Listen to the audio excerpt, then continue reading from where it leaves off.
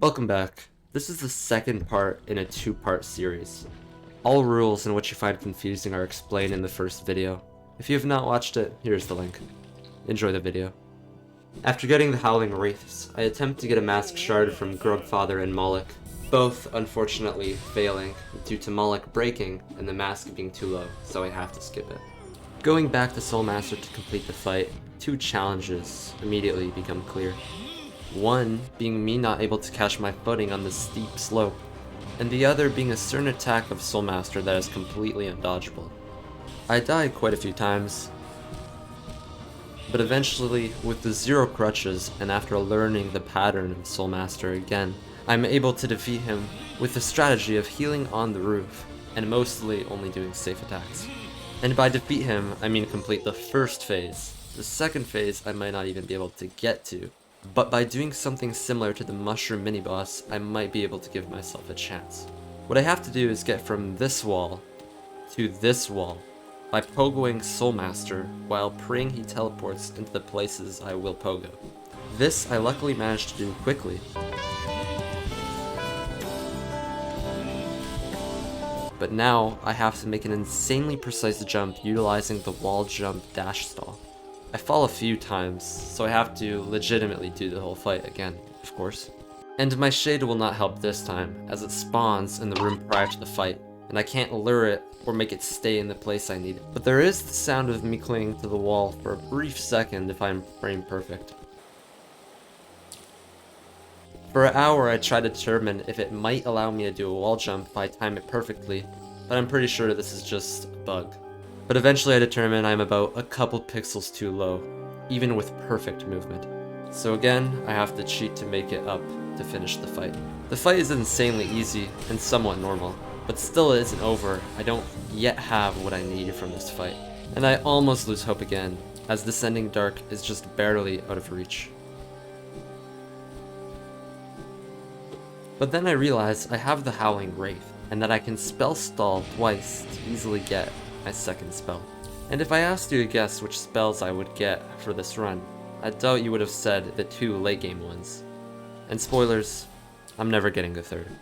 However, this was almost not the case, because just after making it to the City of Tears, I actually decided to try and get a different upgrade, instead of attempting to get to the Nailsmith.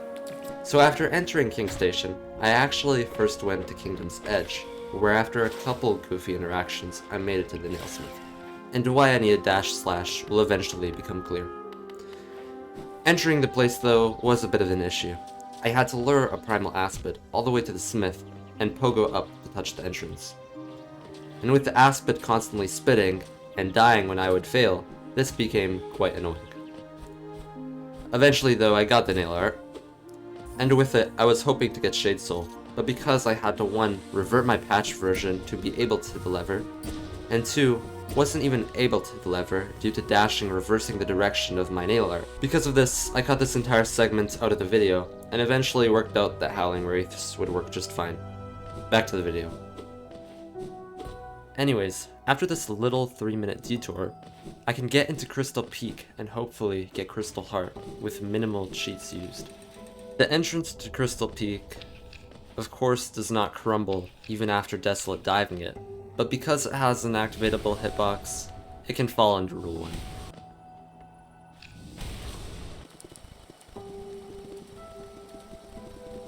The start of Peak is rather easy. I do struggle a bit to get this grub because of a design flaw, and get past the crystal laser bugs. But eventually I manage, allowing me to attempt to kill Crystal Guardian. Beating Crystal Guardian is rather easy. He gets soft locked, but does hit the Michael Jackson, I guess. Anyways, I killed Guardian because I need the bench for convenience for something coming up, and it's not the easiest to reach. But with a little pogo off the background, I can touch the hitbox of the bench. Now just past here is the part with the shade, but let me soft lock myself really quick. Here I can die to spawn my shade, and after learning the correct movement, I can pogo up the chamber just before Crystal Heart.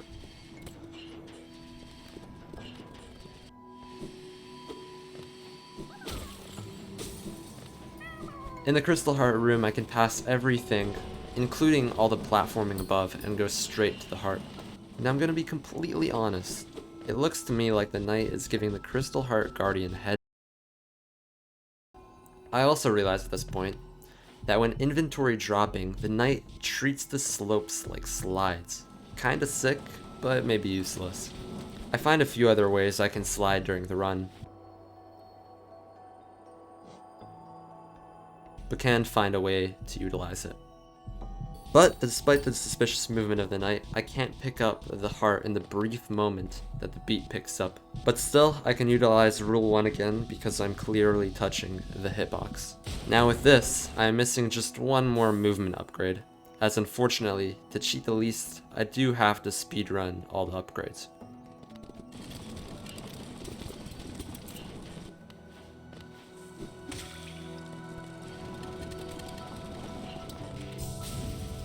So immediately after peak, I save Slide to purchase Lantern and get Shaman Stone from Salubra. To get Lantern though, I have to take a very non-direct route and go back to Crystal Peak and head to the Crystal Peak Dirtmouth entrance. Then I must go low enough to get the perfect super dash to touch the entrance hitbox to Sly's shop. I quickly realized though that I can super dash to the King's Pass wall instead and have a much easier setup to touch the hitbox of the shop. So getting Lantern proves to be pretty easy, but something of course breaks, and I don't know why, but the geo counter gets stuck on 2412. And for the next few minutes I don't realize it even when I buy other things, but eventually I fix it and reduce my geo to as low as I think it should be. Anyways, after going for wings, I get a necessary nail upgrade, which is only possible to get by moving in a similar way as to how I got the Sly and Lantern. And fortunately, a wall is leveled to the shop entrance horizontally, but it very easily couldn't have been possible.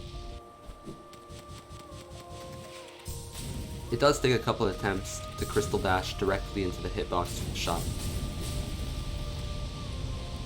but eventually I get the correct alignment and touch the hitbox, allowing me to upgrade my nail. But with this, it is time to get the last movement upgrade. The best way to get to Ancient Basin is through the connecting City of Tears shaft, where a few jumps in this room are pretty hard. The first one I nail first try, and the second is a pogo off of vertical spikes, which takes a little bit. With this, I can quickly move through the next room and enter the Ancient Basin tram stop. Here, I can get into the cloth area, but it doesn't connect to the majority of Basin. And this is an issue because there's only one entrance into Basin, and I can't reach it. Matter of fact, after having to cheat to complete this challenge multiple times before this, I got a little pissed after realizing there's only one entrance into this place. Bad game design. I'm kinda kidding. Anyways, with no enemies to spawn my shade, I cheat again. Reaching the Broken Vessels area is easy, with the long passages that make up the hub of Basin. And making it through the corrupted spitters isn't an issue either.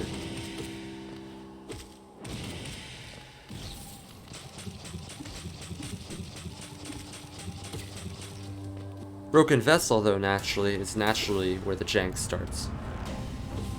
Just a little hop is all it takes for him to turn into a fun little toy, almost like a little yo-yo. Unfortunately, I break it pretty fast, and I'm forced to finally get wings. But of course, I come across a little issue in the wings room. I have no vertical movement, no enemies to die to, and no bit. I am forced to cheat again, for hopefully the last time. But I still finally have the wings. Before going to Dream Nail to start to finish the game, I go to Gorgeous Husk first, and then another nail upgrade. Getting into the Dream Nail sequence is not the easiest normally, but with Crystal Heart, I can easily lock myself in the memorial. Immediately after entering the dream sequence and waking up, I can immediately use Monarch Wings to put myself on the opposite side of the floating platform to wait for the others to appear. Getting through the sequence is easy, and having the super dash and wings is the only way to prevent cheating, because by precisely dashing here, I can get directly below the nail and double jump into it. Navigating back up through the passage and resting grounds is easy, meaning I can now head to the Watcher Ruins. Funny enough, the chandelier trick still works, not that it's needed, because as soon as the knights attempt the bouncing trick, they are stuck in their ball form, allowing me to fortunately Dream Nail and Howling Wraiths / Desolate Dive them.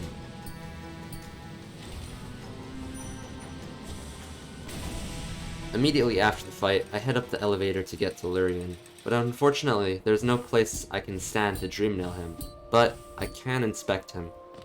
However, in this case, being able to inspect him is not the same as being able to Dreamnail him, so as much as I don't want to, I will count this as a cheat, like I will in Hera.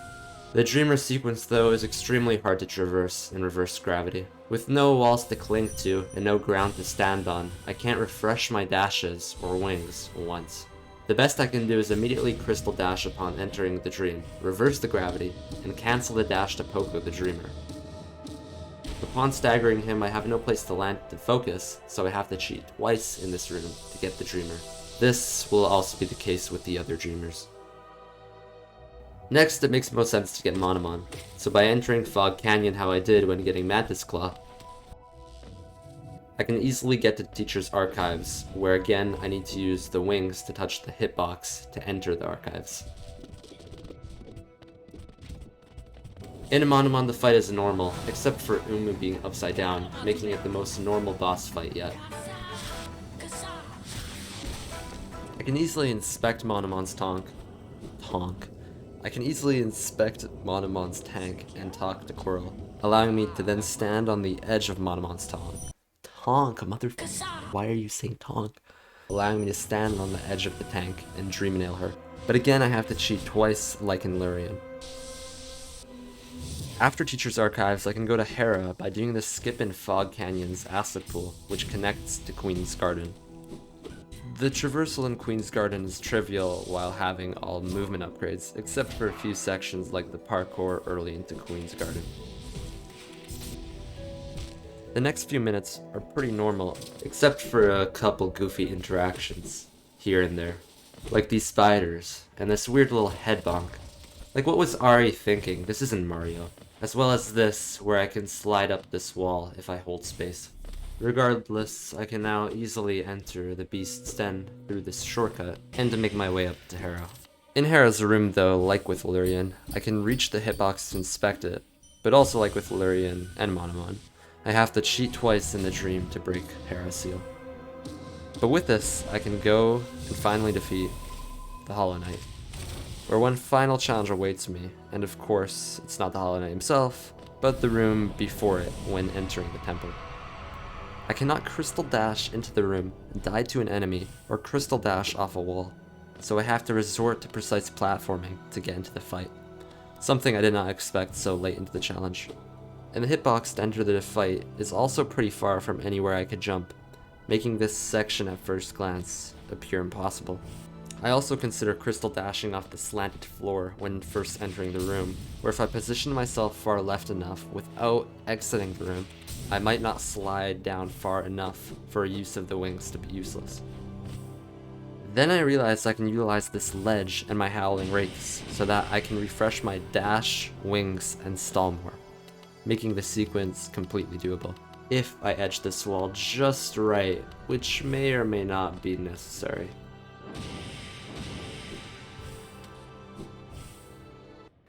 And I hope you consider the room to have been the final boss, because the Hollow Knight is light work compared to that.